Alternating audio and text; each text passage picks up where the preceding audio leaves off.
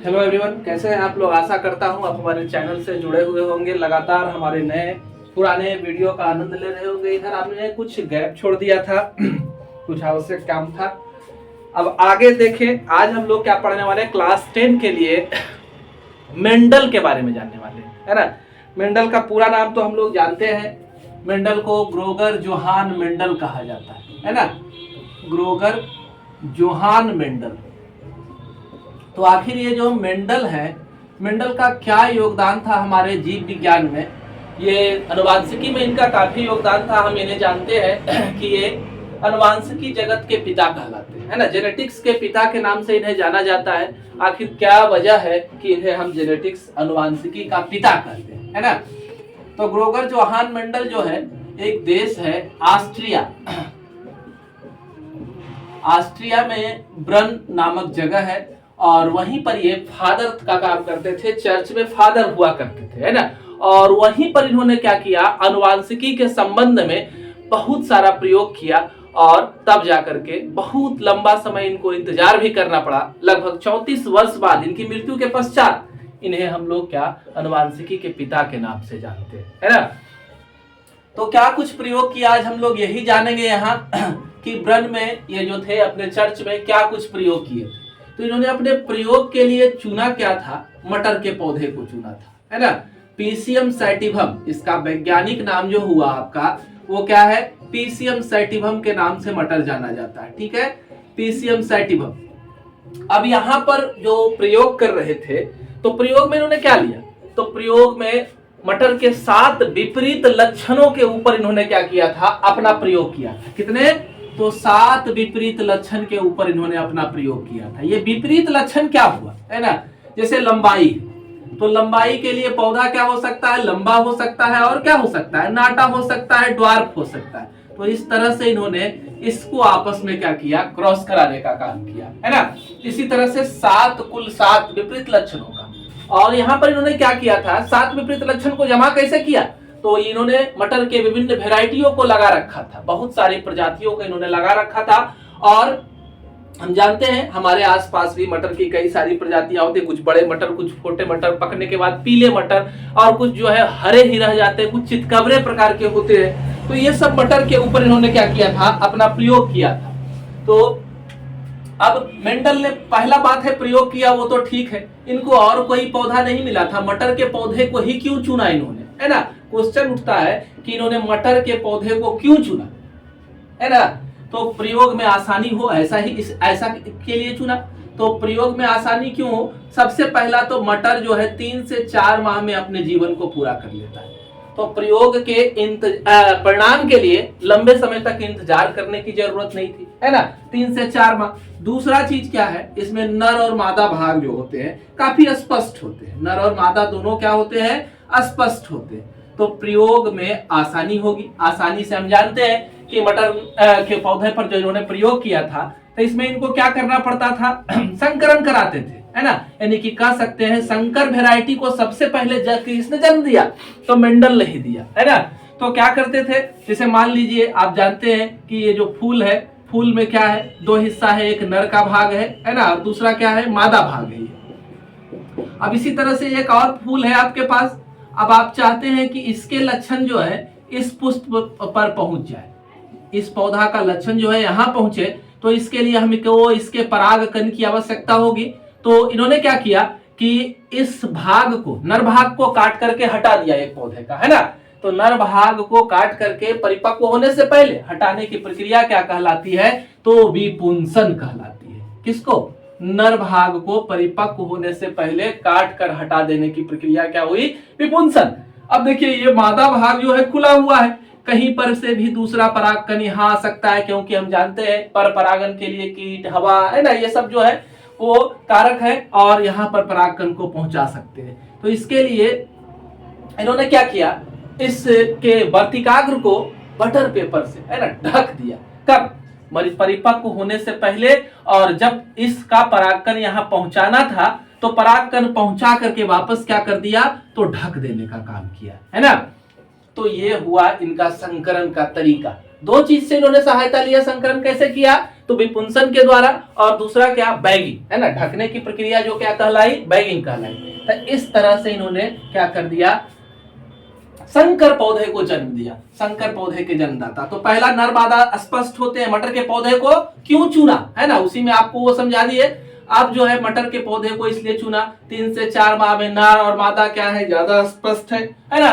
तो उसके बाद क्या है, तो इसमें उपजाति की संख्या ज्यादा थी, है ना, मटर की उपजातियां ज्यादा थी, प्रयोग में आसानी हुई, इसके लिए भी इन्होंने इसे चुना।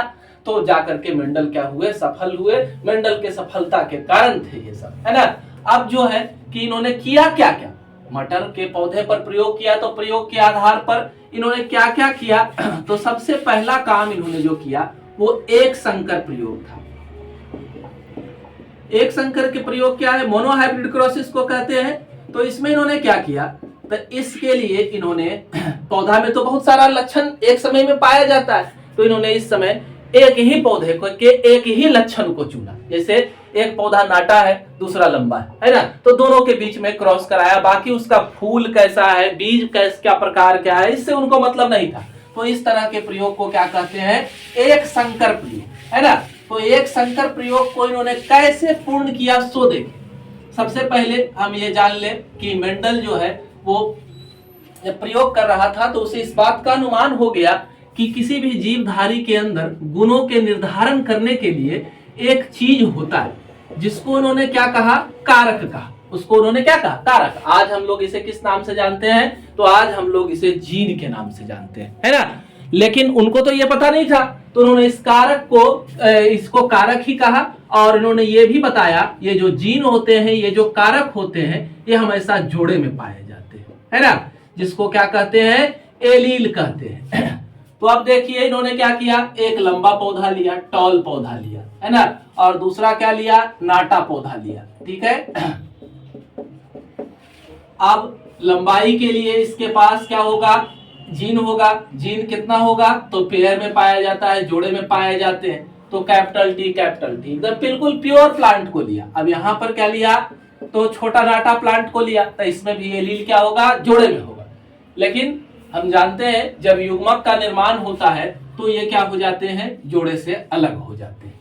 यानी कि इस पौधा को बोया, इस पौधा पर क्या हुआ, पुष्प लगा, और पुष्प में जो नर और मादा युग्मक होंगे उनमें क्या होगा, ये एलील्स जो है वो अलग हो जाएगा, इस तरह से, है ना।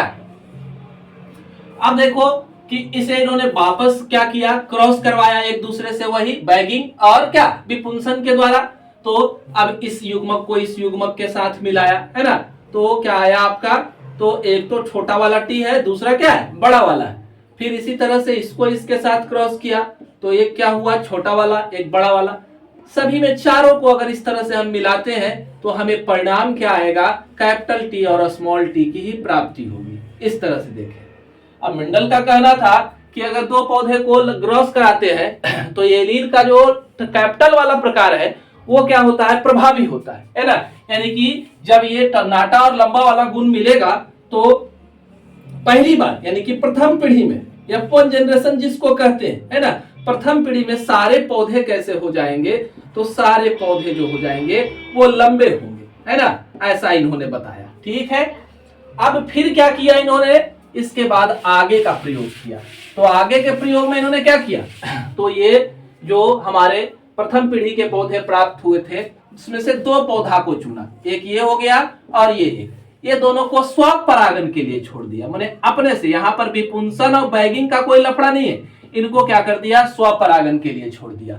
अब देखें स्वपरागण ये करते हैं तो क्या बना सकते हैं, आपके पास पौधा क्या है, ये है, और दूसरा क्या है, तो ये। अब फिर क्या करेंगे, इनमें पुष्प लगेगा, यानी युग्मक का निर्माण होगा। तो दो तरह का युग्मक प्राप्त होगा, है ना, एक तो कैपिटल वाला भी रहेगा और दूसरा क्या, दोनों पौधे में यही समान रूप से हमें प्राप्त होगा। अब देखें इनको क्रॉस कराते हैं, तो कैपिटल वाला अगर कैपिटल के साथ मिलता है तो इसमें दोनों गुण जो है वो कैपिटल वाला यानी टॉल वाला आता है। अगर इसको इसके साथ क्रॉस कराते हैं तो आपका क्या हो रहा है, कैपिटल और स्मॉल आ रहा है ना। अब फिर देखें, अब इसको हम लोग इससे क्रॉस कराते हैं, छोटा वाला जो ना है नाटा वाला, इसको इसके साथ क्रॉस कराए तो ये आपको मिला। अब फिर इसको वापस इससे क्रॉस कराए तो देखिए पैटर्न बिल्कुल बदल गया है ना।